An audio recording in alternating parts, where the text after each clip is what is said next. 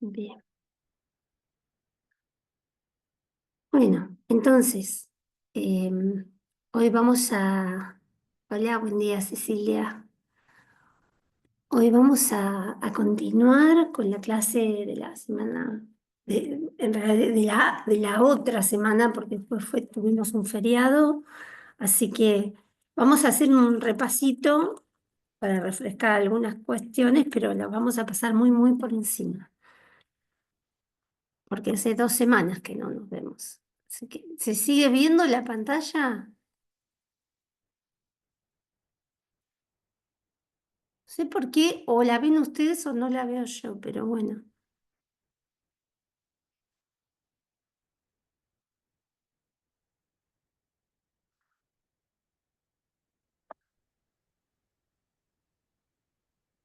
No, no, estoy bien.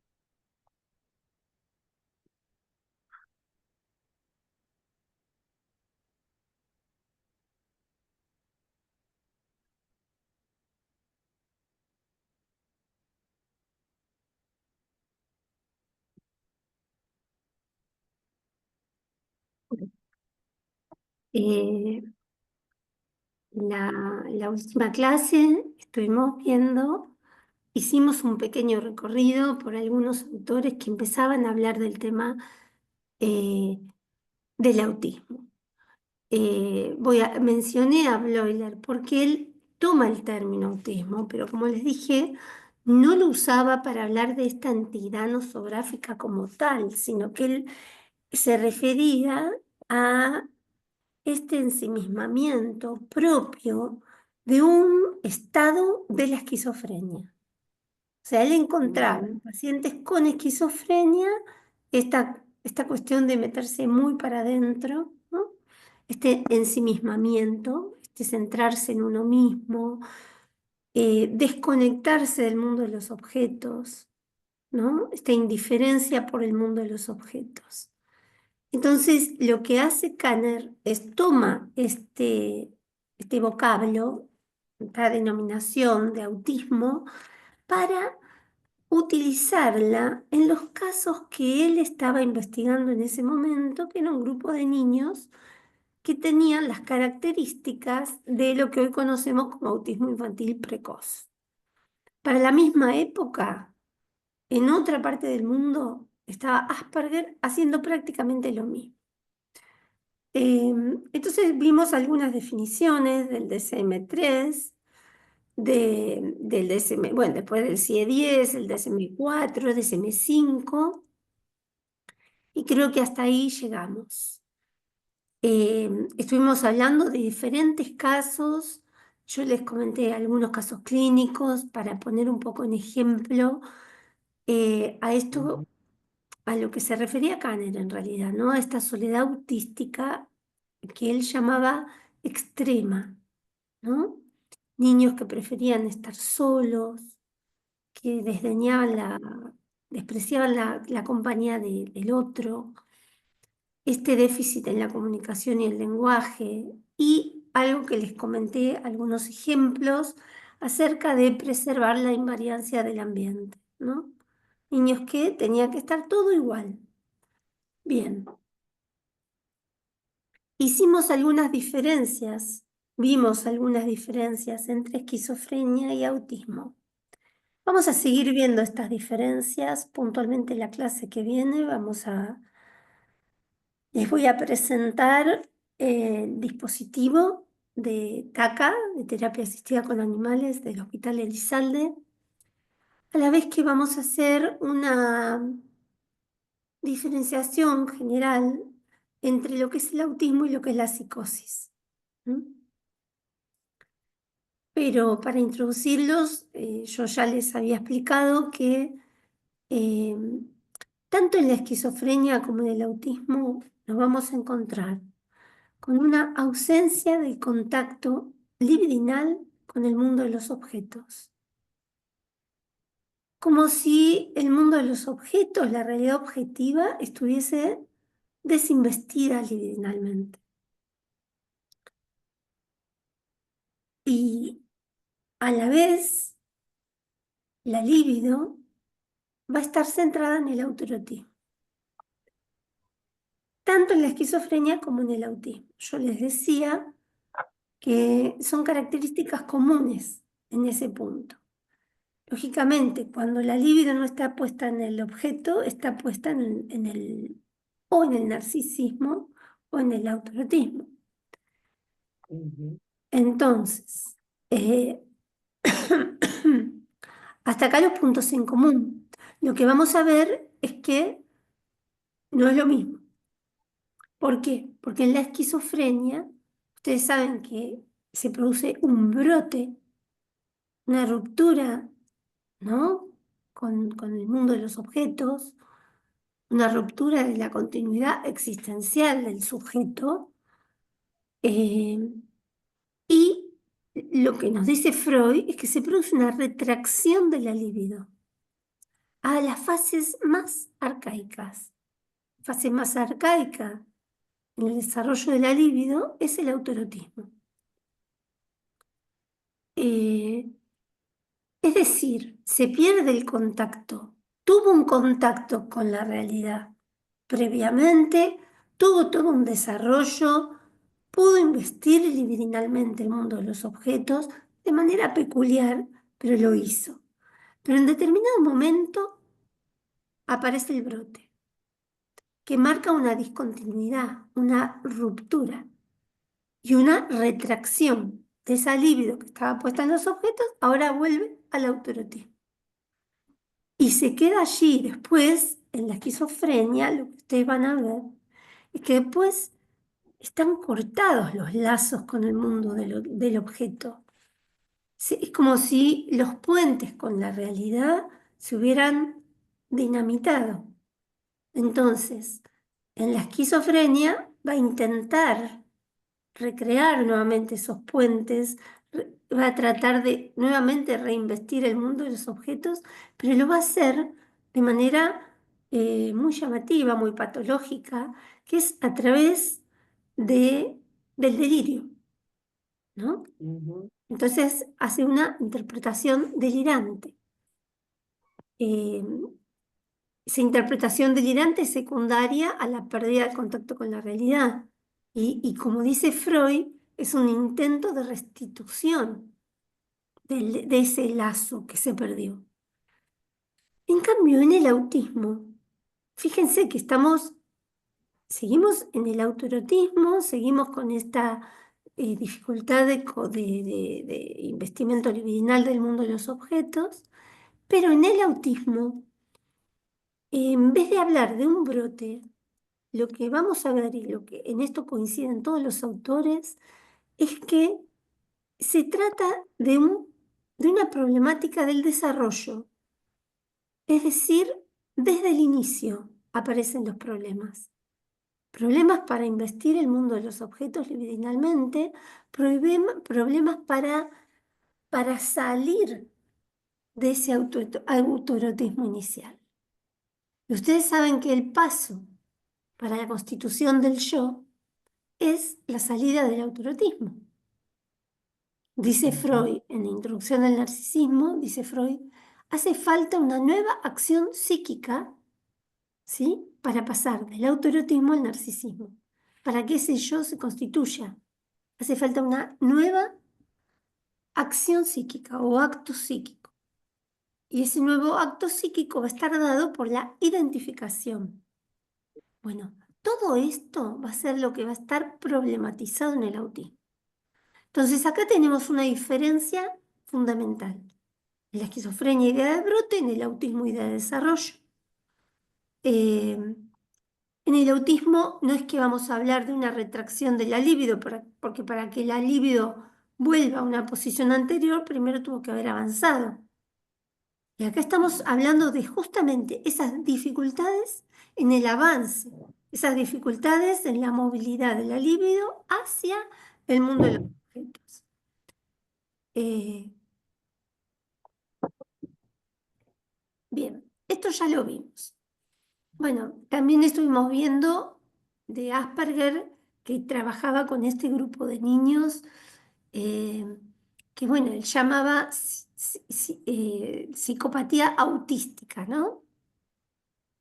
justamente porque encontraba esta ausencia de reciprocidad emocional en los niños, como cierta frialdad, como cierto, yo les contaba ese caso del nene que, no recuerdo si les conté el caso del nene que el hermanito se había accidentado, se había cortado, no sé si un tendón o qué, pero la cuestión que era, estaba bañado en sangre el chiquito, los padres en un ataque completamente en un estado eh, de nerviosismo, de caos tremendo, y este chiquito con una frialdad que a los padres los dejó azorados, dijo, es seguro que esta noche cenaremos muy tarde, ¿no? Porque él hizo esa lectura de toda esa situación que estaba pasando, tan dramática para la familia, ver ujú, al hermano ensangrentado, tener que salir corriendo a un hospital, etcétera. Él sacó esta conclusión. Es seguro que esta noche cenaremos muy tarde. Entonces, esto, imagínense, a los padres es a los primeros que les hace ruido porque como que la mamá decía, ¿no? Pero no sé, como que qué sangre fría que tiene a veces, decía, ¿no? En realidad no es ni una psicopatía ni es que tengan sangre fría, o sea, hacen una lectura peculiar del mundo, ¿no? También hacen eh, como que una interpretación diferente.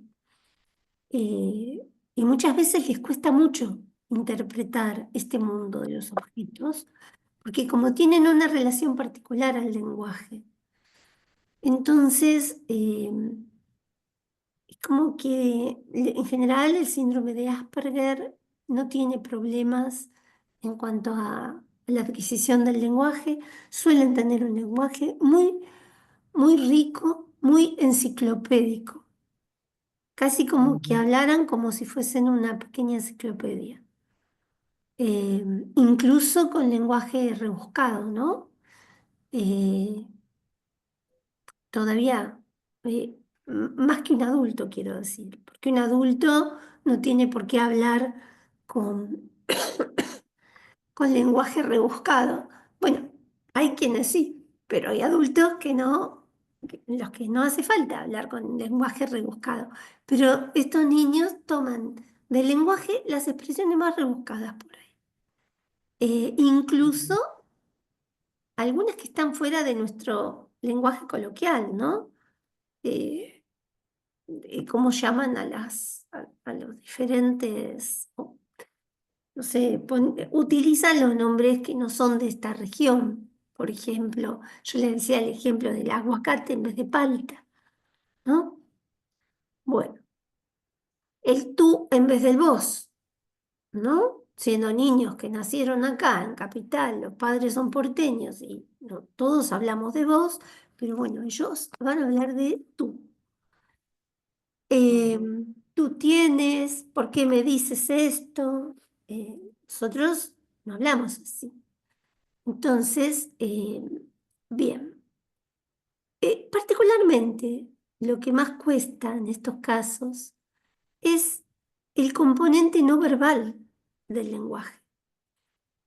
El lenguaje, está el lenguaje verbal, que es lo que yo, por ejemplo, ahora les estoy hablando, pero yo, mientras les hago gestos. Hay un lenguaje gestual que acompaña muchas veces al verbal. En algunas otras ocasiones, el lenguaje gestual contradice al lenguaje verbal. Hoy de esto sabemos mucho porque están bastante de moda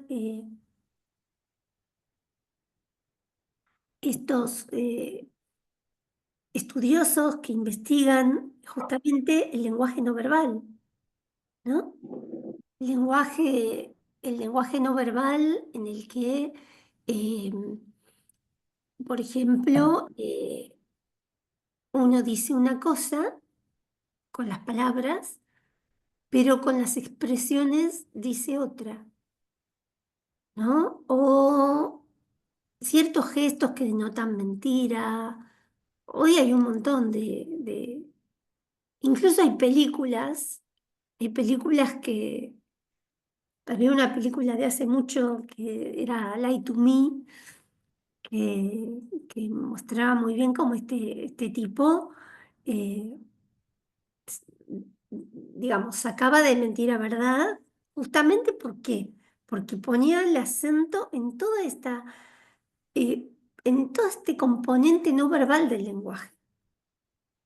Entonces, bueno, el componente no verbal, una sonrisa, una mirada de enojo, bueno, todas estas pautas no verbales los confunden. Entonces, todo lo que no sea explícitamente dicho y ujú, explicado, los confunden. Entonces, por ejemplo, muchos chicos no tienen la capacidad de entender una dinámica grupal, la dinámica de un juego, a menos que uno explicite las reglas de ese juego, ¿no? Entonces, explicar con palabras, explicitar las reglas del juego, cuando en realidad muchas veces no hace falta más que ir y ver en un recreo jugar a los chicos, que a ujú, veces no se dicen una sola palabra, no hablan, pero, eh, pero se miran, ven los gestos, ven lo que hace el otro y ya están interactuando. Entonces, bueno, en estos casos no. En estos casos hace falta explicitar esas reglas. Y por supuesto, en esto también repite lo que decía Kanner, ¿no? Asperger repite estos patrones restringidos, repetitivos y estereotipados, eh, tanto sea del área de los intereses del niño, como ese chiquito que yo les conté, que solamente se interesaba en el mundo y en la vida por los aparatos electrónicos. No había otro interés. Eh, o las actividades, qué sé yo, tenía un paciente que lo único que le interesaba era el fútbol. Entonces, no tenía él idea, por ejemplo, era un adolescente, pero a él la semana no se le organizaba en su cabeza. No se le organizaba en su cabeza los días de la semana. Él, por ejemplo, venía y me decía, bueno, hasta mañana. Y yo decía, no, hasta la semana que viene. Bueno, eso a él no le entraba. Entonces, como el único interés y la única actividad que a él le interesaba era el fútbol, entonces lo que hicimos fue organizar una especie de agenda teniendo en cuenta algún evento del fútbol. Como en la semana siempre hay eventos de fútbol, porque aparte este chico se ujú, sabía todos los partidos, todos los cuadros, todos los goles. Él podía decir cualquier gol que si hubiera, cualquier gol de cualquier cuadro de cualquier año lejano. Bueno, entonces una manera de empezar a articular algo de una especie de calendario o de agenda, como para que él se arme una agenda en su mente, ¿no? Era esto, fijarse cuándo iba a ser tal partido. Eh, entonces él vino un día, faltaban como, no sé, casi un año para el mundial. Entonces, creo que era el mundial de Brasil. O sea, ustedes saquen la cuenta, ni sé de qué año estoy hablando. Pero lo cierto es que él tiene una crisis en la escuela. El padre lo va a buscar a la escuela porque lo llaman y entonces él pide venir al hospital.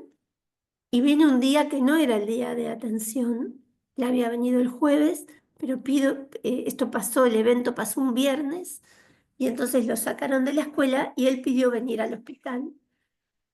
Entonces el papá lo trae. Y lo trae porque el nene me dijo, la verdad que lo traje porque lo noto muy raro. está muy angustiado y está como ido, dice el Papa. Entonces, cuando yo le empiezo a interrogar qué le pasaba, él me dice, nada, es que te quería avisar que no voy a poder venir más acá. Esto, imagínense que habrá sido antes de que terminaran las clases en la escuela, pongámosle noviembre, diciembre. El mundial iba a ser a mitad del año que viene, o sea, de junio, no sé si en junio o julio, no me acuerdo. Em, y entonces él, ese viernes, me dijo, no voy a poder venir más. Entonces me quería despedir y lo decía muy acongojado, angustiado porque no iba a poder venir más.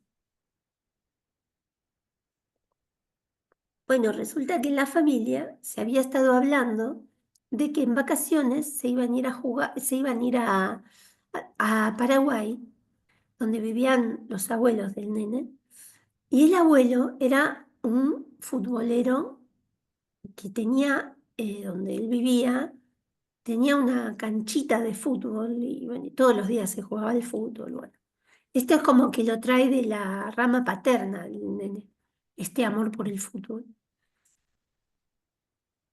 El padre había sido futbolista también. Entonces, y él decía que él jugaba y que él estaba en la liga y hablaba siempre de la liga, siempre. Eh, el que lo escuchaba pensaba que verdaderamente era un jugador de fútbol, pero la verdad es que no podía jugar al fútbol. No podía porque no entendía el juego en conexión con otros. Entonces él con la pelota lo único que hacía era jueguito. Hacía jueguito, él solo, con la pelota. Bueno, entonces miren lo que él me dice. Esto para que tengan un poco la idea también, ¿no? Eh, Él me dice que no va a poder venir más. ¿Por qué? Porque se va a ir a Paraguay y, y después se va a Brasil a jugar el Mundial. Entonces no iba a poder venir más y eso lo tenía muy angustiado, estaba medio perplejo el nene en ese momento. Eh, Estaba perdido en el espacio, en el tiempo y en el espacio. El tiempo, claro.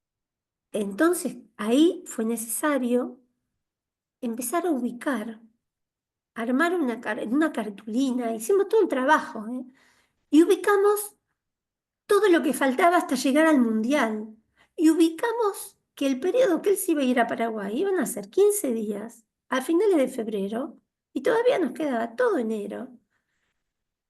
Y, y a él, en su cabeza, se le condensaba todo el tiempo. Para él, cuando escuchó que los padres tenían la idea de ir a Paraguay, que después no fueron, pero él escuchó que tenían el proyecto de ir a Paraguay. Entonces, después por razones económicas, que no me acuerdo qué problemática hubo en la Argentina, y nada, o sea, no se pudieron ir. Había sido un caos económico en ese momento. No me acuerdo si no fue, no quiero decir fechas porque no me acuerdo. Sé que venía el Mundial de Brasil. La cuestión es que, no pudieron ir a Paraguay, pero no importó. En su cabeza, a él se le juntó todo. Entonces dijo, si voy a estar en Paraguay y voy a ir, él no entendía que después de Paraguay venía, unos 6 meses después venía o 5 meses después lo del Mundial. A él eso como que no le entraba. Entonces armamos como una especie de calendario, entonces que se empezó a organizar por los partidos. Entonces, tipo, era como hacer un PRODE, pero nada más que con las fechas del almanaque. Entonces él iba ubicando que tal día jugaba tal y así se fue armando. Entonces también fue importante porque él empezó a jugar al fútbol en equipo en una escuela de fútbol para chicos con problemas con discapacidad. Entonces empezamos ya ahí a tener 2 días claros en la semana. Uno era el día que venía al hospital y otro día era el día de entrenamiento o los días de entrenamiento porque creo que iba 2 veces. Bueno, entonces en este sentido quiero decir que el tiempo aparecía absolutamente desestructurado, ¿ven? Eh, el- digamos a decir, la agenda, el calendario, y es una creación neurótica. Eh, entonces, él no la tenía instalada. Entonces empezamos como a ordenar algo de esto, que a él lo pacificó. Esto a él lo pacificó muchísimo. Eh, y él tenía todo anotadito. Él venía, después él se hizo como una libretita y tenía anotados los penales, los goles. Eso a él lo ordenaba. Así que bueno, esto ya lo vimos, ¿no? Que en el DSM-3 se hablaba de desarrollo típico. Se empieza a usar en el 91 la palabra TGD, trastorno generalizado del desarrollo, pero ven como siempre el acento está puesto en el desarrollo. En el DSM-4 sigue igual, lo único que entran unas cuantas categorías que después salen, algunas. Y en el DSM-5 ya directamente se va a llamar trastornos del neurodesarrollo. Bien, ahora lo que vamos a ver hoy eh, es esta idea de sujeto que se va teniendo a lo largo de los años, ¿no? No siempre fue la misma la idea de sujeto, como no siempre fue. El otro día una alumna me preguntaba, una alumna de la facu me preguntaba, eh, la histeria antes, porque claro, estábamos leyendo algunos historiales, ¿no? Y entonces ella me preguntaba, pero ¿ahora se presentan así las histerias? Y claramente no. Ahora la forma de presentación de la histeria, la verdad que es muy diferente, ¿no? Y las formas de padecimiento van cambiando con la época. Eh, ahí hay algo de una dinámica que se articula, ¿no? No solo cambia el padecimiento, sino que cambian los tratamientos. Los tratamientos también emanan de una época.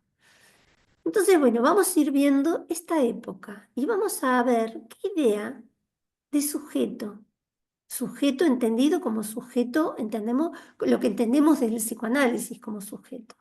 Entonces vamos a ver cómo era la idea según los años. Entonces vamos a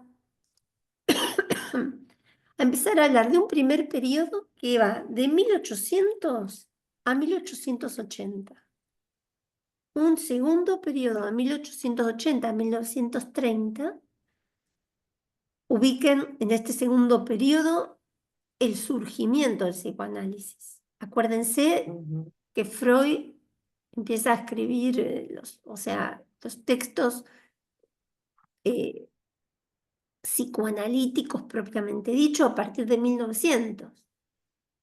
Nosotros, no obstante, vamos a trabajar textos de 1885, 86, 84, 83, que son considerados pre-psicoanalíticos, pero ya vamos a ver que, no obstante, incluyen un montón de articulaciones que después Freud va a retomar y las va a hacer, esas mismas articulaciones las va a hacer del psicoanálisis, ¿sí? ujú, Entonces, pero es en este segundo periodo donde podemos ubicar el surgimiento del psicoanálisis. Y en el tercer periodo, que es de 1930 hasta la actualidad, ya obviamente es un periodo que está absolutamente influenciado por el psicoanálisis. Vale decir, en el segundo periodo es el surgimiento del psicoanálisis, pero se empieza como a insertar. El Ujú, tercer periodo, bueno, claramente está instalado.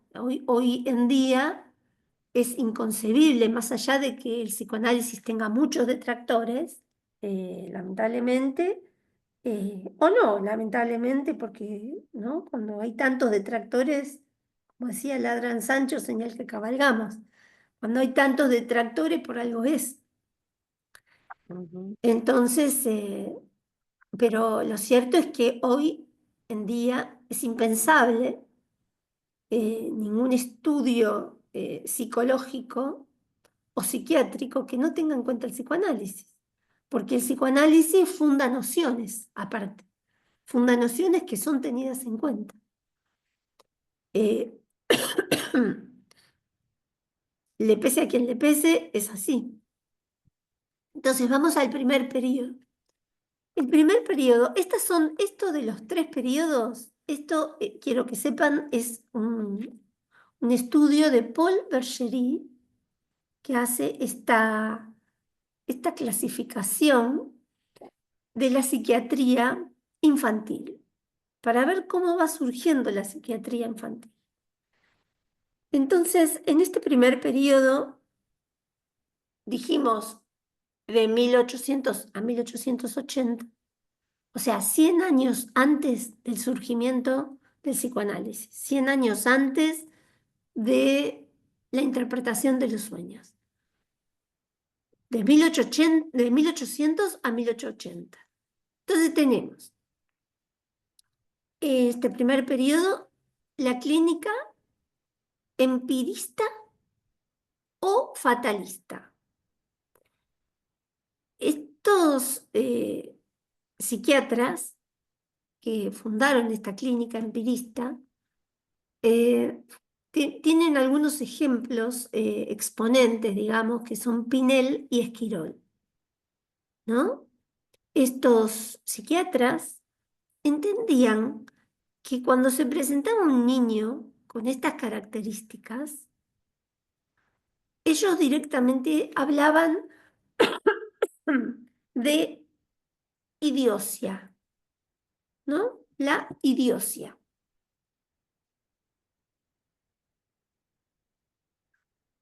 Y lo que decía era que como se trataba de un déficit global e irreversible,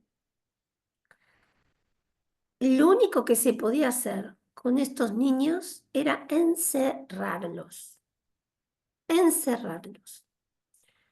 Eh, algunos autores los consideraban incluso monstruos, ¿no?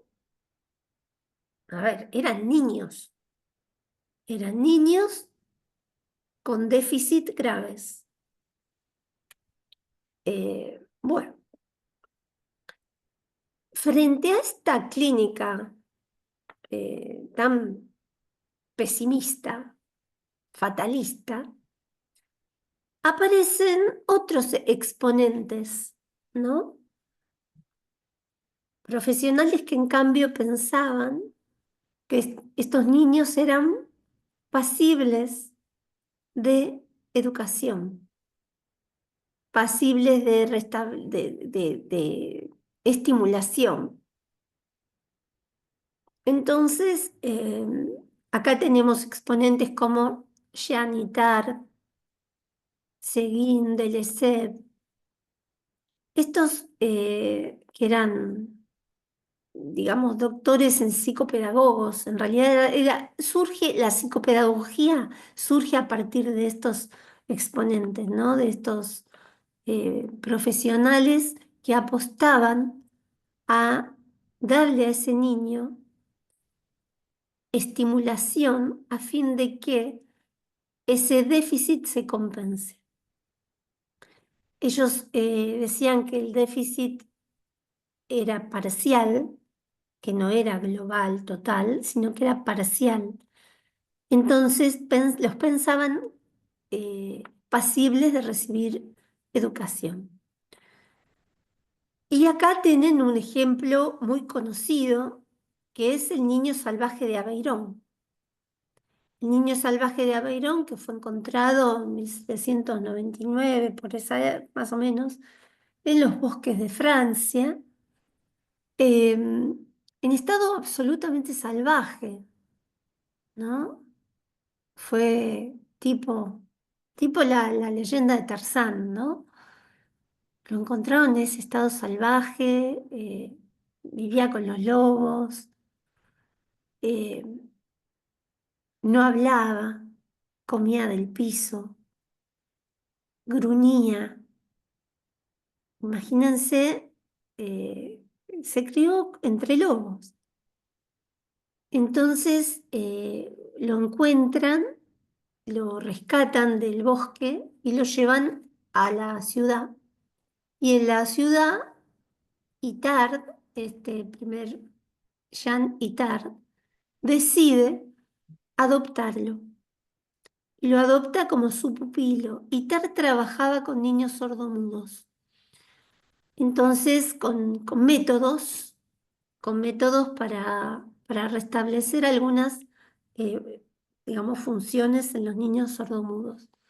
Entonces, él apostó a emplear algunos de esos métodos y otros a fin de que este niño, pequeño salvaje de Aveirón, que él lo llamó Víctor, eh, porque no tenía nombre, entonces él le impartía esta educación.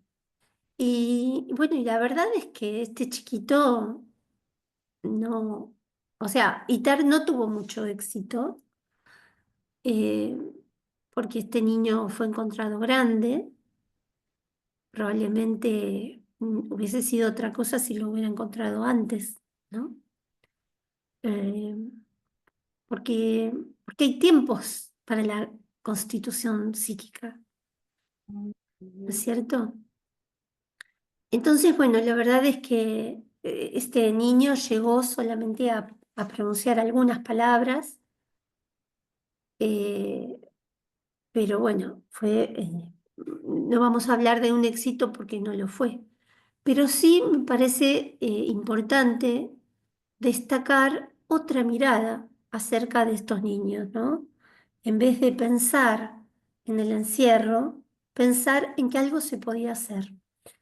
Eh, Fíjense qué curioso, ¿no? Que lo que decían los psiquiatras de la otra rama, los de la clínica fatalista, era que a este chiquito, a Víctor, lo habían abandonado los padres porque nació así.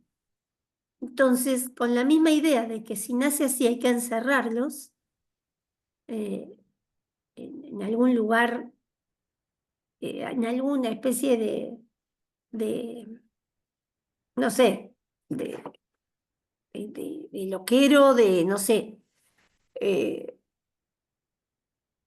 de depósito de niños así. Eh, pero la idea del encierro, o sea, suena fatal realmente. Bueno, y fíjense cómo ellos qué pensaban, qué interpretación hicieron de este chiquito. Hicieron la interpretación de que como había nacido con este déficit, por eso los padres, en vez de encerrarlo, lo dejaron abandonado en el bosque. Eh, bueno, la cuestión es que en esta época, la verdad que fue todo un tema, ¿no? Y un tema de investigación y un tema suscitaba mucha curiosidad porque se estaba, o sea, pensando en, en la cuestión de cómo se hace mal a una persona. ¿Uno nace malo o uno se vuelve malo? ¿Nacemos, en qué estado nacemos? ¿Cómo no, cómo es que uno deviene malo? Bueno, el famoso siglo de las luces, ¿no? Preguntas que estaban como muy interesadas. Acá surge Tarzán, ¿no?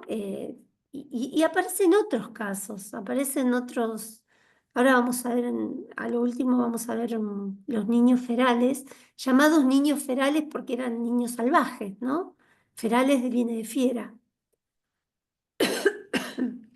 Bien, miren lo que dice este Georgette, un psiquiatra, de 1920, o sea, si tenemos que pensar estaría desfasado, porque estaría en el segundo periodo, pero pertenece, por su ideología, pertenece más al primero y a la clínica fatalista, porque fíjense lo que dice, no se debería hacer de la idiotez un género de delirio, una falta original del desarrollo no es, hablando con propiedad, una enfermedad.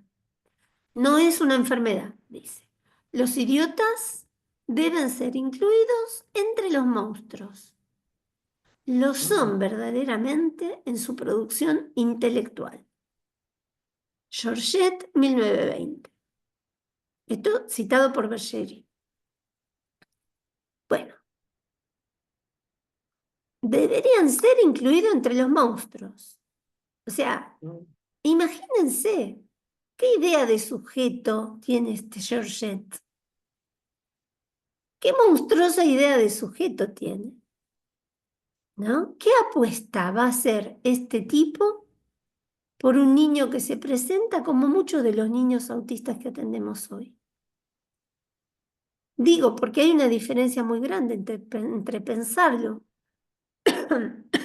como un sujeto con problemáticas en su subjetivación que pensarlo como un monstruo.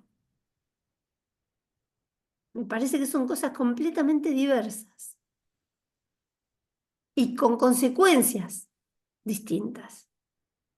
No va a ser el mismo tratamiento el que se le dé si lo pensamos como un monstruo a que si lo pensamos como un sujeto capaz de recomposiciones o de ciertos anudamientos o de ciertos armados, que su subjetividad puede armarse de alguna manera, aunque sea una manera peculiar, como esto que yo le conté de ese calendario que armamos para que este chiquito tuviera una idea, que no se le junte todo, a él lo que le pasó, al nene que le conté al principio, es como que si se le hubieran amontonado todos los proyectos juntos. Entonces no había ansia, no había separación entre terminar las clases, irse de vacaciones, volver a empezar las clases, mundial. Aparte él, esto no se lo conté, me olvidé, lo que me había dicho era que él se sentía muy presionado porque él decía que se tenía que ir a Brasil, porque él, por si a Messi le pasaba algo, porque él iba a reemplazarlo a Messi. O sea, ahí tienen una idea compensatoria, delirante, pero él estaba ahí, en su cabecita, él estaba en el banco de los suplentes para reemplazar, no a cualquiera, a Messi. Entonces, eh, fíjense, como, y si uno hubiese pensado a este niño como un monstruo, ¿se dan cuenta lo que les pongo como en contrapunto? En cambio, apostamos a que pudiera armar algo, un armado, aunque sea artificioso, pero ese era el punto de interés más grande de su vida, era el fútbol, que venía por la línea paterna, les repito. Es lo que él pudo tomar del padre. Eh, el padre había sido futbolista, pero había tenido un accidente. Entonces, como tuvo un accidente, no pudo jugar más al fútbol y le quedó una gran frustración. Entonces, en este hijo, el padre había pensado iba a ser su sucesor. La macana es que el nene tomó de la línea paterna esto, eh, pero, pero, vamos a decir, abrochado con alfileres. No, no era una identificación propiamente dicha, pero que le pesaba como un mandato, sí. Entonces a él le pesaba como un mandato esto de ser un futbolista, como él no podía hacer mucho con ese mandato. Entonces realmente se le hizo un lío bárbaro en la cabeza. Entonces él estaba imaginándose en el banco de suplentes de Messi, así. Entonces la cuestión es que, digamos, fuimos del mejor modo armándole algo para que se vaya haciendo la idea de cierto espacio de tiempo entre un evento y otro, entre un suceso y el otro. Entonces, el almanaque en cierta forma nos da ese aire, ¿no? Nos da ese aire. ¿Vieron cuando uno dice, uy, se anota en el calendario dentro de 3 meses tal cosa y bueno, uy, ya llegó el día? Ahora ya llegó el día. Bueno, ese aire que hay entre un evento y otro, a él se le mezcló todo.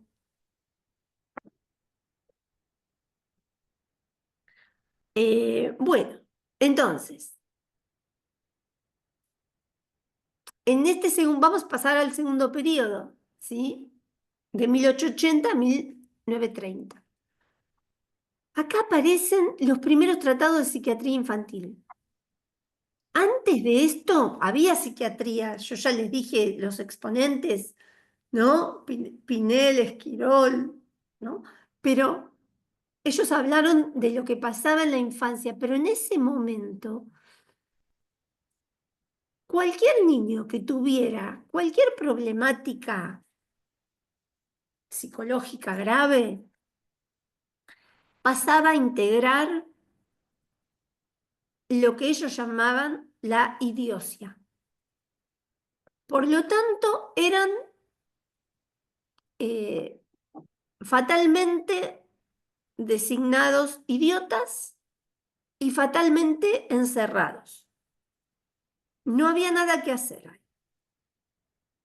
Por suerte, aparece la otra corriente, la corriente más la llamada espiritualista, que dice, bueno, sí, algo se puede hacer.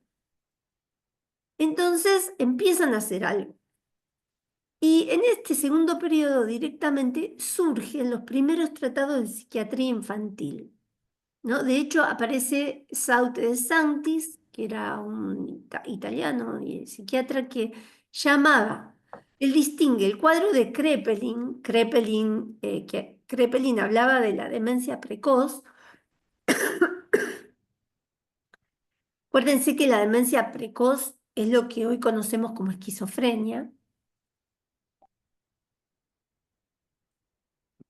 Y Santis lo llamó la demencia precocísima, ¿sí? Es decir, como una esquizofrenia muy, muy precoz. La esquizofrenia es de inicio más bien tardío, puede aparecer después de la adolescencia, en la adultez, pero el brote, vamos a decir. Pero acá él encontraba que aparecía algo muy parecido a la esquizofrenia en niños muy pequeños. Y a eso lo llamó demencia precocísima, ¿sí? Y en este segundo periodo, por supuesto, ¿quién aparece? Aparece Freud, ¿sí?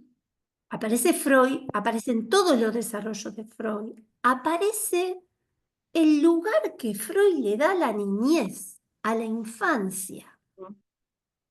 Porque si bien Freud no atendió niños, ¿sí? Sin embargo, desde el inicio está escribiendo sobre la niñez.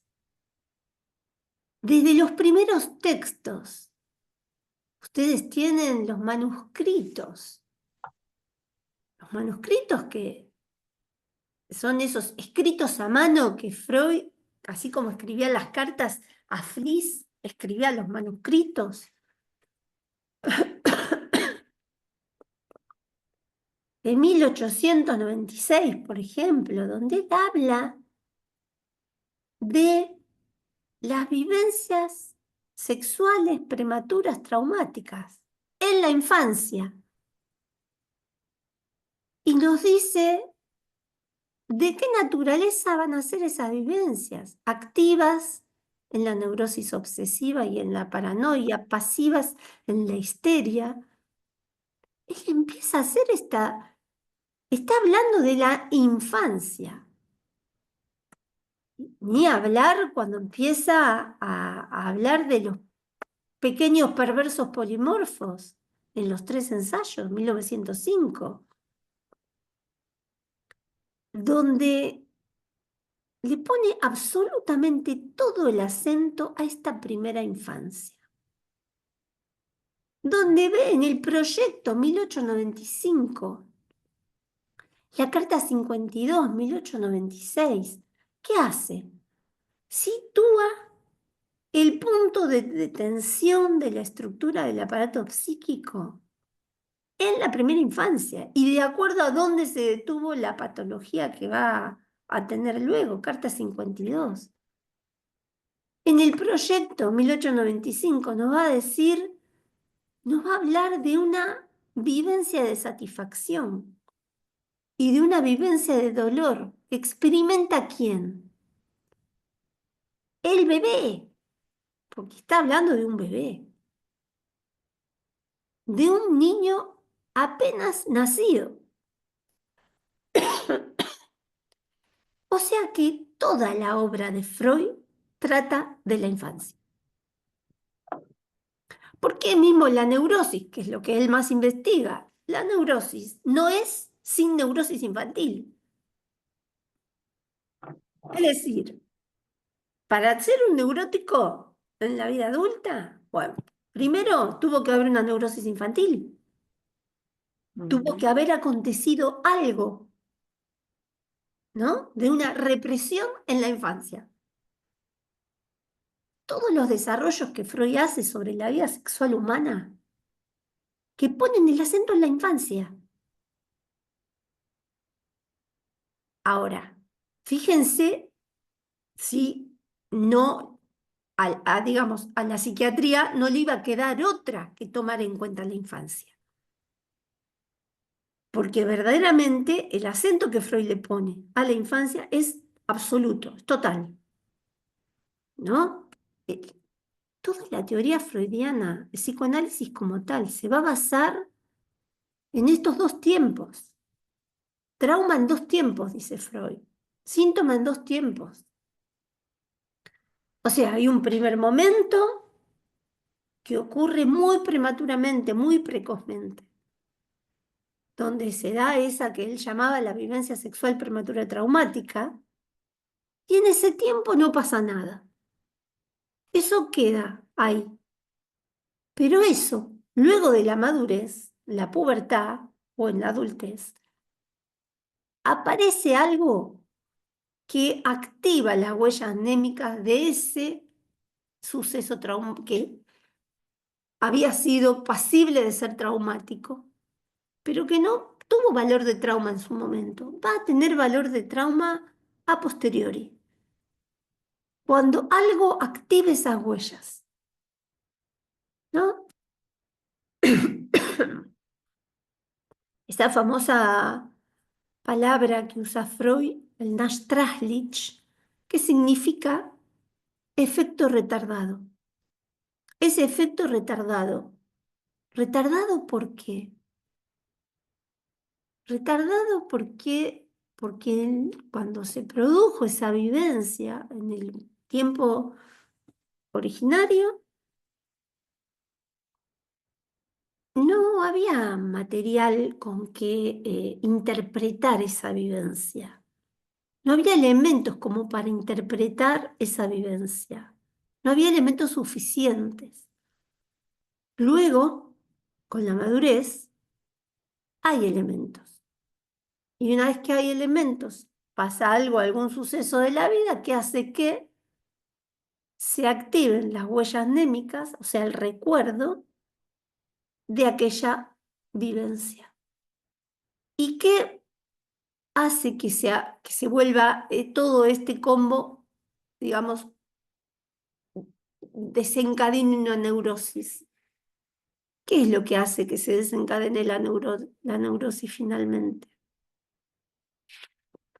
Que ese recuerdo, el recuerdo de aquella vivencia, desprende más displacer del que tuvo la vivencia en sí. Y Freud dice, recuerdos de esta índole solamente pueden ser los recuerdos de índole sexual, de la sexualidad infantil. Eh, Porque si no, vamos a decir, no se desprende o sea, yo eh, tuve un dolor muy intenso, pongámosle, cualquier dolor, un dolor de parto, pongámosle. Dolor de parto, yo puedo recordar, puedo acordarme que el dolor de parto o el dolor de muela ha sido un dolor muy, muy intenso. Puedo acordarme de eso. Pero el recuerdo no me despierta el mismo displacer que tuvo en su momento. La verdad que no. Si no, cada vez que uno recordara el parto estaría a los gritos. Y la verdad que no es así. Pero los recuerdos de índole sexual despiertan, desprenden un displacer mucho mayor que el que tuvo en su momento esa vivencia. Por supuesto, siendo traumáticos. Por supuesto, siendo traumáticos. Porque Freud pensó siempre, que había en lo sexual lo que él llamaba una fuente independiente de desprendimiento de displacer. Y esto era exclusivo de lo sexual. Fuente independiente de desprendimiento de displacer.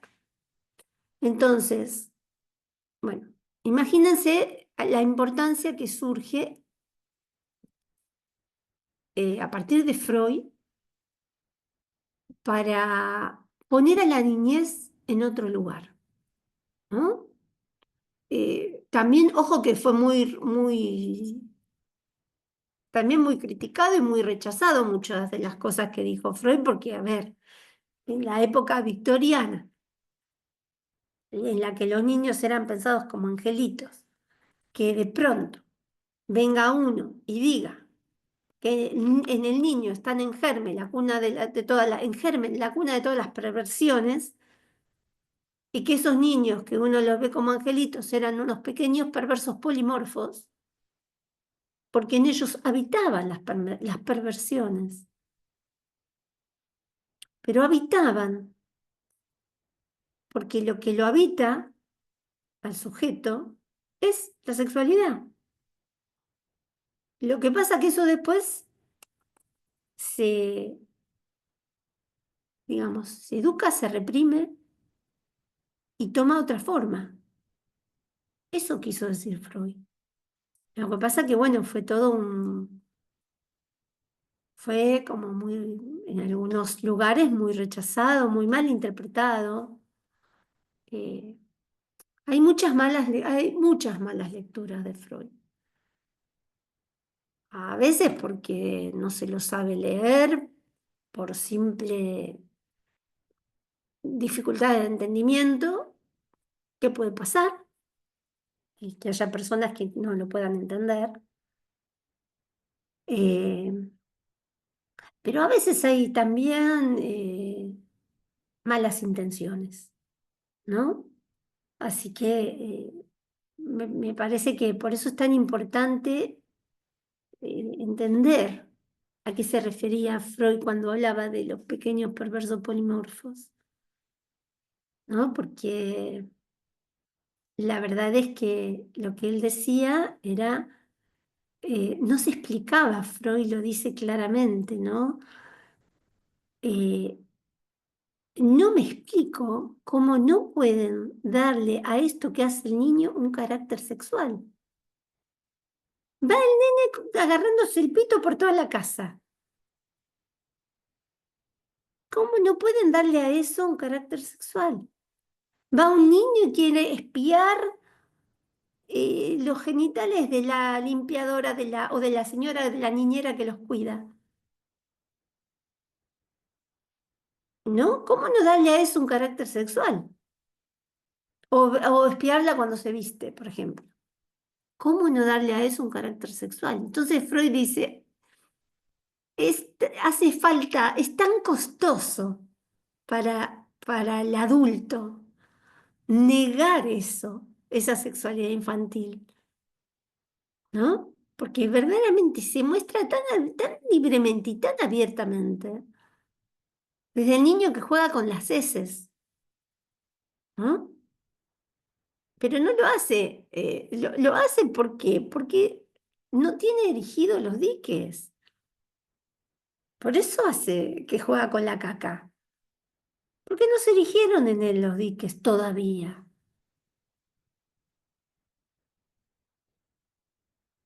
¿no? Después se erigen los diques y deja de jugar con la caca. O si tiene la suerte de tener la capacidad para tener una salida sublimatoria y no represiva, empieza a modelar arcilla y se termina siendo por ahí un escultor el día de mañana. Y estaría ahí sublimando. ¿O qué hacemos con esto? O lo reprimimos o lo sublimamos. O lo convertimos en lo contrario. Y ahí tenemos acá tenemos los 5 destinos de la pulsión, ¿eh? Los 4 destinos de la pulsión que Freud dice, de los que nos habla en Pulsiones y Destinos de Pulsión.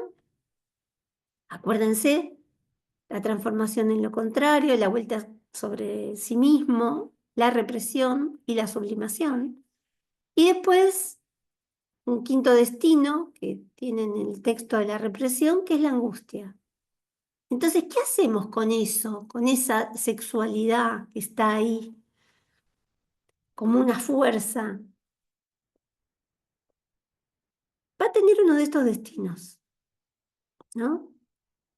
Pero que hay sexualidad en la infancia, esto fue algo que ya no se pudo mirar para otro lado.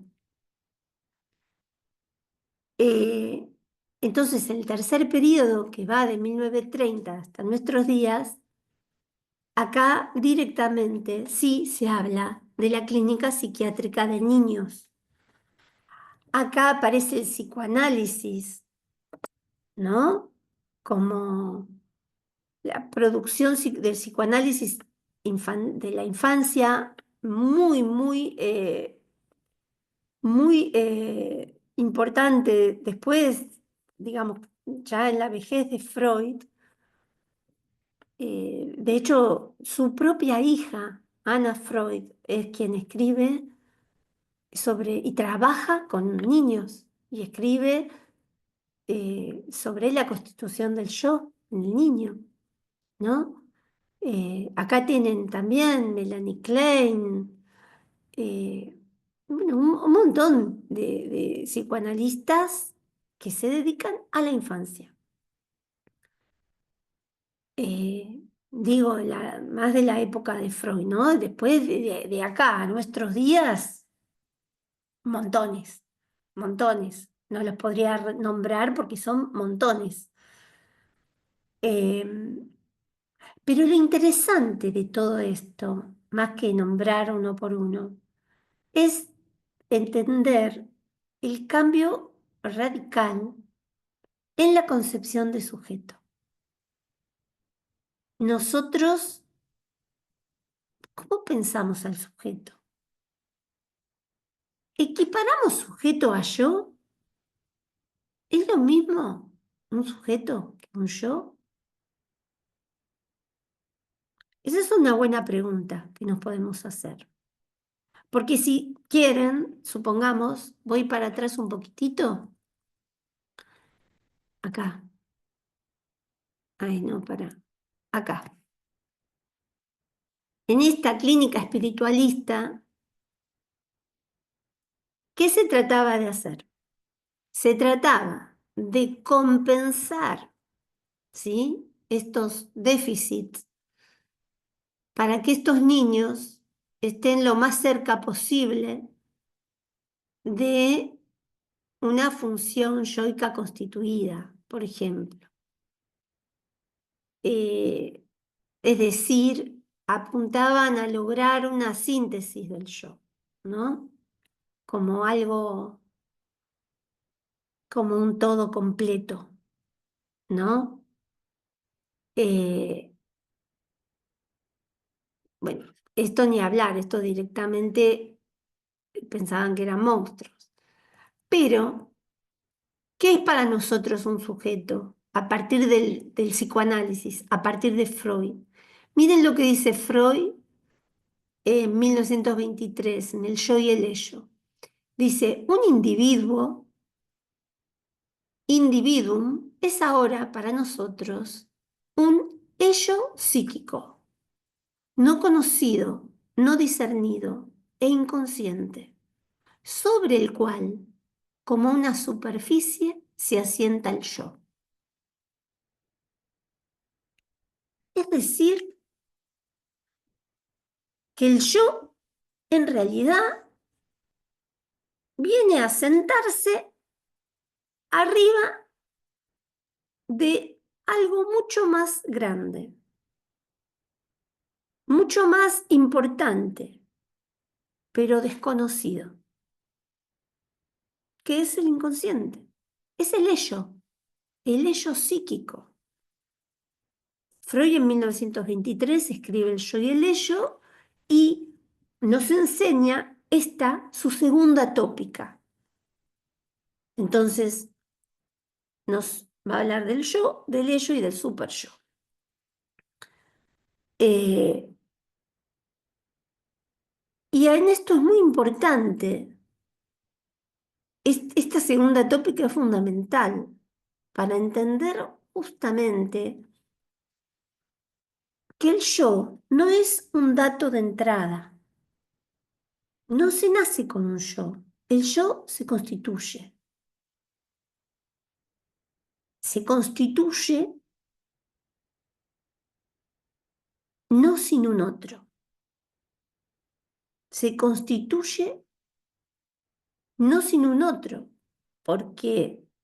Porque cuando dijimos que para salir del autoerotismo y pasar al narcisismo, o sea, la constitución del yo, hacía falta un nuevo acto psíquico que va a ser la identificación. Esa identificación es con un otro. Entonces, ese yo se va a constituir no sin un otro, en identificación con un otro. Eh, entonces, esto me parece que es muy importante, entender que el yo se constituye, entender que el cuerpo también se constituye, porque Freud lo dice, el yo es ante todo la proyección de una superficie, el yo es ante todo un yo corporal. Entonces esto nosotros lo vemos en niños con autismo, en donde, por ejemplo, uno va corriendo, se golpea fuerte, fortísimo, con una pared, por ejemplo, y no acusa dolor. No acusa dolor. Se golpea la cabeza, ni siquiera se toca la cabeza. No acusa dolor. Y uno se pregunta, ¿por qué no le dolió ese golpe, golpazo? ¿Es posible que no le haya dolido? El punto es que probablemente ahí no haya un cuerpo constituido como tal. Hay un cuerpo biológico, sí, claro, hay un cuerpo biológico con el que nacemos. Nacemos con un organismo, con ese cuerpo biológico, pero ese cuerpo biológico después se va a constituir en un cuerpo de representaciones, que es ese cuerpo psíquico, ese cuerpo simbólico.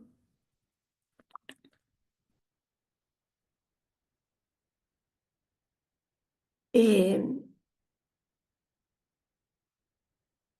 entonces, parece que esto es muy importante porque en estos casos que yo les digo, por ejemplo, tan graves, donde no acusan dolor, por más fuerte que sea el golpe que se den,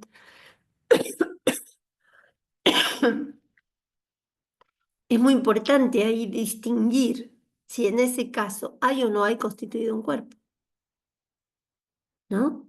Porque llama la atención.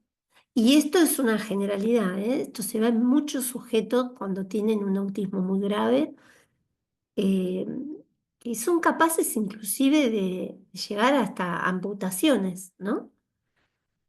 Eh, porque no hay un cuerpo constituido, ese cuerpo de palabras, de representaciones, ese cuerpo que enferma en la histeria, ¿no? Cuando es la paciente de Freud no puede caminar porque siente una parálisis en su pierna, en realidad lo que estaba paralizada no era la pierna del organismo, estaba paralizada la pierna de representaciones, ¿no? Por eso Freud dice, porque en la época de Freud decían que si no había lesión cerebral, entonces era un invento del paciente. Por eso decía que las histéricas, porque en general se connotó siempre como algo femenino cuando no es así. De hecho, Freud habla de sujetos histéricos, varones. Eh, pero bueno, el nombre histeria ya viene etimológicamente, histerum es útero. Entonces se lo, se lo asimila más a lo femenino. Es un, no puedo decir un error, pero digo porque no es un, me equivoqué. Es, bueno, se asimiló ese nombre, pero en realidad sepan que la histeria también puede ser masculina, como también la neurosis obsesiva puede ser femenina. Pero bueno, la cuestión es que cuando Freud le dice a la comunidad de la época que querían la lesión, querían la lesión, la lesión, la lesión, entonces Freud de alguna manera les dice, ¿ustedes quieren la lesión? Bueno, acá hay lesión. Está lesionado el campo de las representaciones. Hay lesión, pero la lesión no es en la pierna. La lesión es en el grupo de representaciones, porque acá hay representaciones sexuales inconciliables con el yo de ese sujeto. Y por ser inconciliables, se reprimen. Y por reprimirse, se produce un falso enlace del afecto de esa representación con otra representación, que en este caso es la pierna. Y se paraliza la pierna. Ahí está la lesión para Freud, en el campo de las representaciones. No sé si esto se entendió, pero, pero bueno, es una sutileza de Freud, obviamente. Es como una respuesta sutil, como irónica, mejor dicho, como diciéndole, ¿quieren lesión? Bueno, acá tienen lesión. Pero lo que está lesionado es ese cuerpo simbólico, es ese cuerpo de palabras. Y es ese cuerpo que se constituye o no. Porque en el caso que yo les cuento de este chico que se golpea la cabeza y no acusa dolor, el cuerpo, ese cuerpo de representaciones, ese cuerpo simbólico y de palabras, no se constituyó. Ahora, es un organismo, sí, claramente, porque de hecho se puede romper la cabeza o le puede sangrar, ¿no? O un paciente autista que en un ataque de ira que tuvo agarró y hizo así y no midió nada y el chico rompió una ventana y los vidrios y, y bueno, fue una hecatombe. Pero bueno, eh, y ahí esa mano cortada, esa mano con sangre, en realidad eh, no era una mano simbólica. Ahí el chico no era consciente de que, y no acusaba dolor, no acusaba dolor. Eh, pero después, nosotros cuando nos duele la panza, ¿qué hacemos? Lo primero que hacemos cuando nos duele la panza, nos tocamos la panza. Vamos, ubicamos en nuestro esquema corporal. Sabemos lo que nos duele. Eh, bien. Bueno, el poquito tiempo que nos queda, vamos a ver cómo eran vistos en otros tiempos lo que hoy conocemos como autismo, ¿no? Y ustedes saben que hay eh, en la vieja Rusia había lo que llamaban los tontos benditos. Los tontos benditos de la vieja Rusia eran lo que hoy podríamos ver como autismo, ¿no? Niños que eran capaces de increpar a las autoridades, incluso al pope, eran al zar, eh, increparlos, decir incoherencias, decir, y en esos dichos inconexos del niño, buscaban una suerte de mensaje, ¿no? Buscaban una suerte de mensaje. Incluso eh, cuando, ustedes saben que cuando los niños sufrían las crisis comiciales, las crisis epilépticas, se suspendían los comicios. Y por eso llaman crisis comiciales las crisis epilépticas, porque se suspendían, porque le daban como eh, un marco de divinidad a eso que pasaba, ¿no? Como que tenía un significado, como que trataban de darle una interpretación. Entonces estos ojos, los tontos benditos de la vieja Rusia, decían que eran benditos, benditos a los ojos de Dios, porque veían en todos, en estas verbigeraciones caóticas de estos niños, veían algo como angelical, no sé, ¿no? Fíjense qué interpretación más benévola, ¿no? De estos niños. Eh, También bastante parecido a lo que toma mucho la corriente New Age cuando habla de los niños índigo, ¿no? Eh, Después aparecen los niños ferales. Los niños ferales, ya les conté un poco el caso del niño salvaje de Aveirón, que era este chiquito Víctor. Eh, Hubo muchos casos en esa época, encontraron y eran todo sí, era como haber encontrado, no sé, el eslabón perdido, ¿no? Porque como que tenían la esperanza de que a través de este hallazgo, por ejemplo, las niñas que se encontraron en otro bosque, que eran dos niñas, Kamala y Amala se llamaban, eh, que vivían en estado salvaje, en plena selva, con animales, sin haber tenido contacto con humanos. Entonces, cuando las rescatan, las llevan a vivir a la civilización y las nenas no se pueden acostumbrar a dormir en una cama, duermen en el piso, eh, no se pueden acostumbrar a comer en una mesa, comen en el piso, directamente con la boca desde el piso, ¿no? Eh, y bueno, y estas dos nenas también suscitaron mucho el interés de, de los estudiosos del tema, porque bueno, justamente buscaban ese eslabón perdido, ¿no? Entre la animalidad y la humanidad, ¿no? Ese pasaje, acuérdense que estamos en toda la época del darwinismo, ¿no? De que el hombre descendía del mono y bueno, entonces, ¿cómo se da ese salto cualitativo a esta nueva especie, a la humanidad como tal? ¿No? Entonces pensaban algo así como que estos niños venían a representar ese eslabón perdido. Eh, entonces,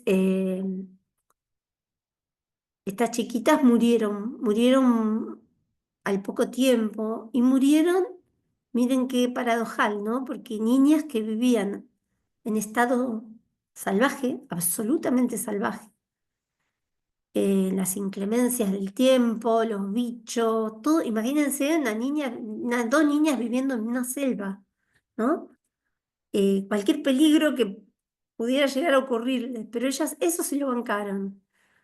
Cuando las llevan a la civilización, se mueren de una especie de resfrío, gripe, algo así. Hay una enfermedad de las enfermedades sociales, las enfermedades de la civilización. Y bueno, y mueren, ¿no? Eh, bueno, y después tenemos el otro ejemplo, los idiotas savants. Son los idiotas sabios. Y acá tienen, o sea, hay muchos, bueno, por lo menos gente que se piensa que tiene genialidades en en algún islote de conocimiento, en algún área de conocimiento, pero que por lo demás, en el resto de las otras funciones, eh, no pueden atar ni un cabo. ¿Eh? Entonces, yo les contaba a este chiquito que creo que se los conté en la última clase, que ese chiquito que sabía, podía hacer un cálculo de la fecha de nacimiento, en qué día de la semana había nacido cada uno, por ejemplo, y, y sin embargo no podía dar cuenta de una, por ejemplo, ¿qué te pasó ayer? Y él no podía decir qué le había pasado ayer. Te decía, bien, bien, nada, nada, bien, todo bien, te decía. Pero el todo bien en realidad no resumía que había estado todo bien, resumía que de eso no podía decir nada, no podía articular nada. O decía esto de la fecha de nacimiento mientras giraba como un trompo, por ejemplo, ¿no? Paradito en el lugar y con su hilito, que tenía un hilito que eh, al principio no lo mostraba, porque el papá le había indicado que con ese hilito, él le decían, no muestres el hilito porque te van a tomar por tonto. Entonces él decía, tenelo en el bolsillo, cualquier cosa lo tocas en el bolsillo. Entonces el nene se metía la mano en el bolsillo, al principio no sabíamos por qué, pero después de que tuvo esa crisis que les conté la última vez, eh, y sí nos dimos cuenta de que en esa crisis él saca el hilo. Y ahí nos enteramos de que el hilo era ese objeto que a él lo calmaba. Era un piolín. Entonces, él, por ejemplo, era capaz de decir toda esa genialidad, de preguntarnos a todos qué día nacimos, todos distintos años, distinta fecha, de, bueno, y el tipo decía, ah, vos naciste un viernes, vos naciste un jueves, vos naciste. Y entonces yo un día jugando le dije, bueno, ¿y en qué va a caer mi cumpleaños este año? Y me dijo, fácil, este año, y me dijo, me enteré ahí que ese año iba a caer en tal fecha. Y le dije, a ver, ¿y dentro de 15 años? Y él me dijo qué año iba a caer mi cumpleaños dentro de 15 años. O sea, una información que a mí no me servía para nada. La de ese año podía ser, pero la de dentro de 15 años no me iba a servir para nada. Pero él, mientras hacía estos cálculos, él giraba sobre sí mismo con ese piolín en la mano, haciendo ese movimiento con la mano. Y lo más notable era, no le preguntemos otra cosa, porque él otra cosa no era capaz de decir. A lo sumo te decía, bien, todo bien. Eh, entonces, tiene muchos ejemplares de ejemplos, no ejemplares, ejemplos de esta categorización en muchas películas, de gente que realmente eh, se destaca en un área, ¿no? Eh, pero que en muchos otros aspectos se manejan como idiotas. No hablando peyorativamente, sino hablando nosográficamente, ¿no? Eh, que es una nosografía fea, porque a mí la verdad que la palabra idiota en realidad se usa tanto peyorativamente, que, pero bueno. Y los idiots savants tienen esta característica, ¿no? De como muchas brillantes en un aspecto, pero muy brillantes, muy destacados en un aspecto, como este muchacho que les conté, el dibujante, el que va, me olvidé de buscarlo en YouTube, pero él va en un helicóptero por toda, por ejemplo, por todo México, por todo Roma, sin cámaras, ¿eh? La única cámara son sus ojos. Él registra entonces todas las cúpulas y después las llevan a un lugar y el tipo es capaz de desplegar eh, sus dibujos con una perfección asombrosa, con número de ventanitas, número de cúpulas, todo exacto. Casi tan exacto como este chiquito que les cuento de la fecha del cumpleaños. Casi tan exacto, pero en el resto de su, digamos, personalidad, un niño, un joven, que no podía dar cuenta. Eh, Así que bueno, hay bastantes exponentes. No sé si quieren, ya, ahora terminamos con el PowerPoint y no sé si quieren hacer preguntas o contar algo, algún caso de estos que conozcan ¿cómo se llama? De así, casos de como idiotas sabios o que les hagan pensar en esto. Entonces, si tienen algún ejemplo o conocen. Ujú.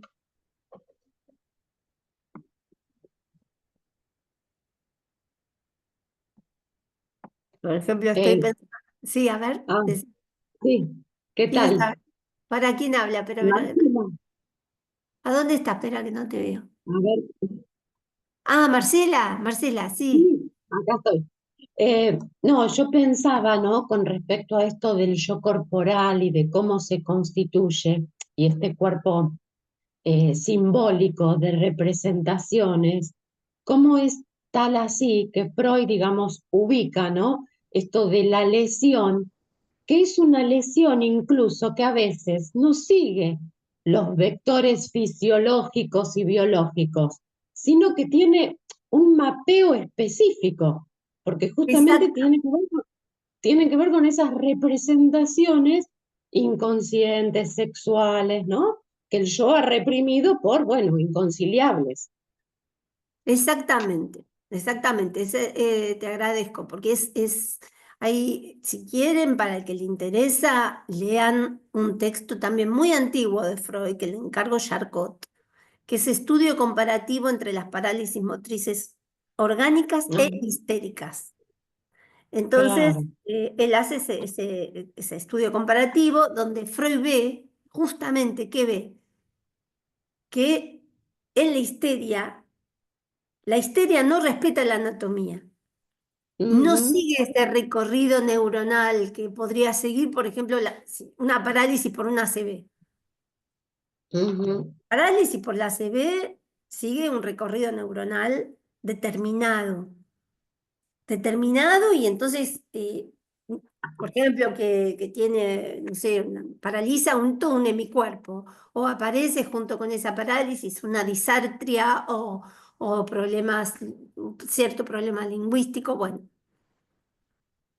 una fascia, qué sé yo. Pero, pero el recorrido que sigue en la histérica es un recorrido, tampoco es caprichoso, es un recorrido que ujú, obedece otras vías, las vías ujú, simbólicas. Entonces, ¿qué paraliza?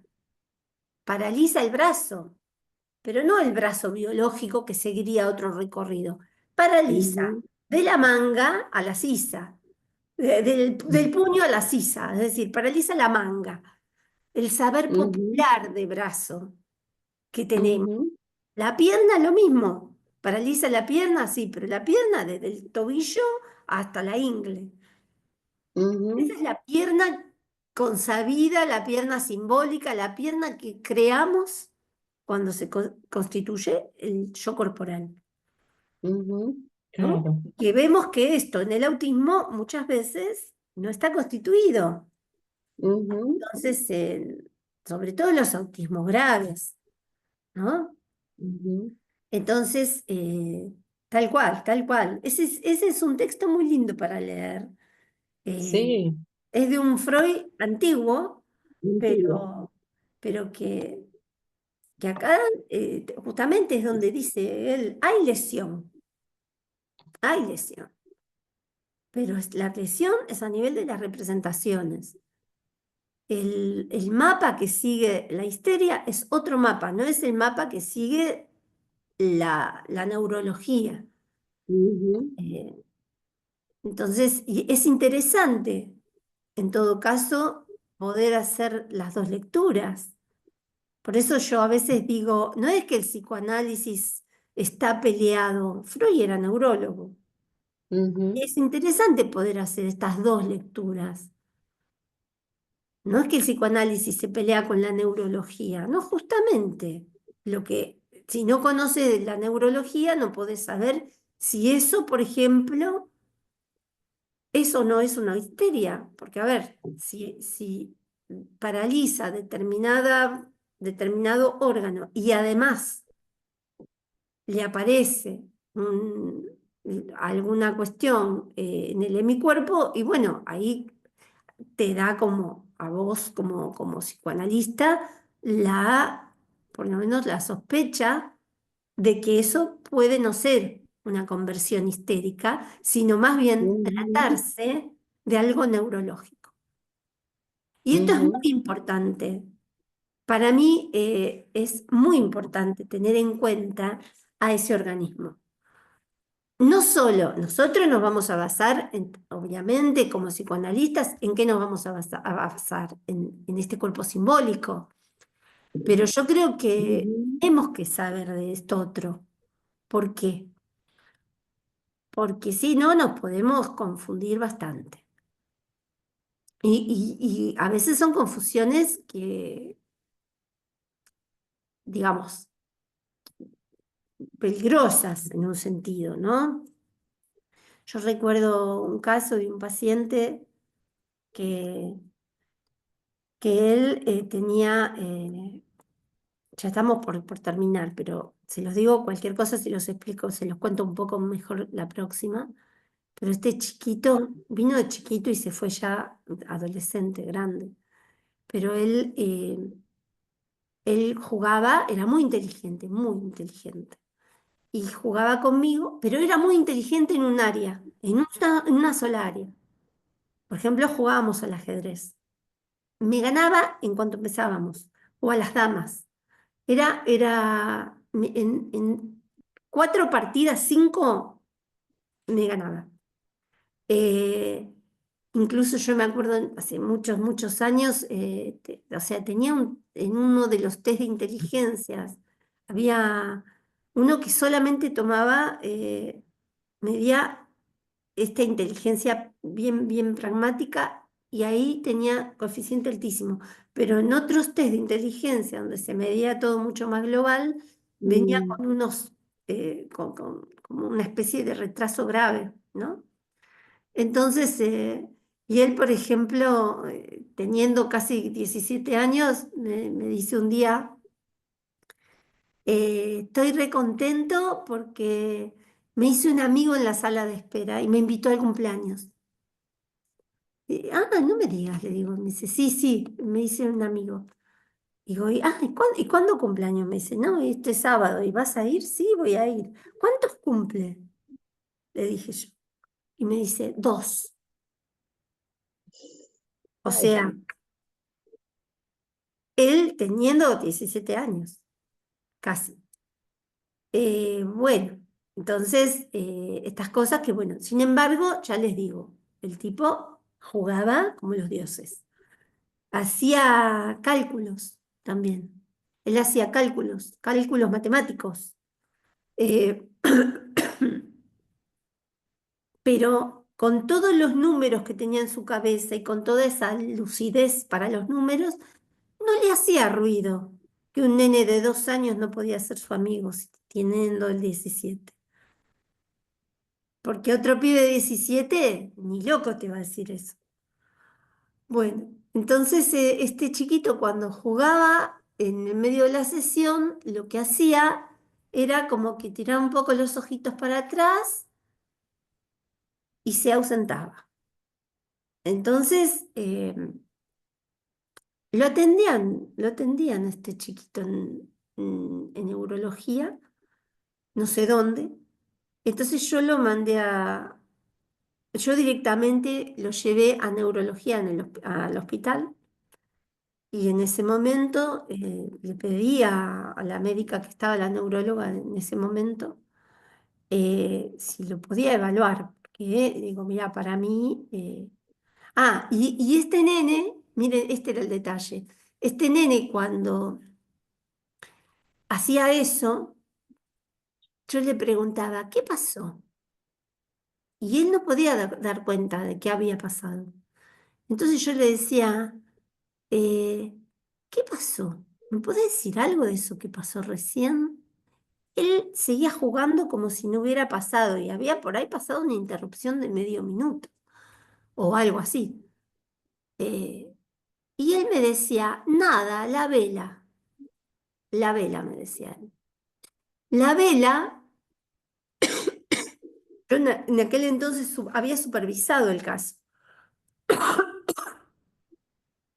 Y la vela, sí, el supervisor en aquel momento, un supervisor externo, interpreta que la vela era la abuela.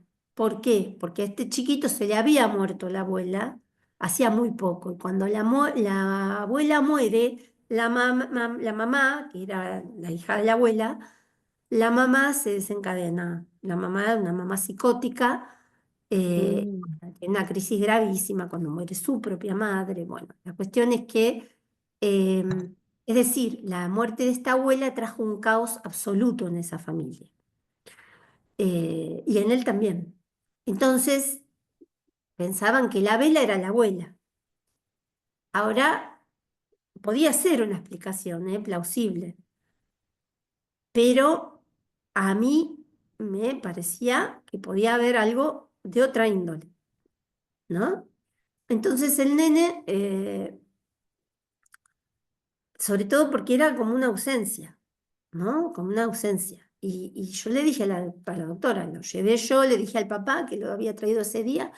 Y le dije, no, mira, no, si querés yo te acompaño, pero sería importante que lo vean acá en neurología. Bueno, y lo vio una neuróloga del hospital y ahí nomás delante mío. le hizo una prueba eh, de hiperventilación y el pibe tuvo una convulsión. Entonces, bueno, ahí el chiquito fue medicado inmediatamente y la vela no apareció más. Y la vela era el aura epiléptica. O sea, digo Ujú, esto porque es importante también entender que a veces el cuerpo verdaderamente obedece a estos patrones orgánicos, ujú, ¿no? Por eso es importante distinguir, hacer como hizo Freud, un estudio comparativo entre las parálisis motrices orgánicas y las histéricas. Pero para hacer esa comparación tenemos que saber de las orgánicas, ¿no? Por eso creo que es muy importante eh, no quedarse con desconocimiento del otro ámbito. Cuanto más ujú, conozcamos, sin tener que ser neurólogo ni nada, pero yo digo, sí, cierta implicancia en esa, cierta implicación de uno mismo como profesional me parece que es importante. Bueno, bueno, por hoy nada más, nos vemos el viernes que viene es feriado, así que no nos vemos. Este fue un abril muy interrumpido, pero nos estaríamos viendo entonces.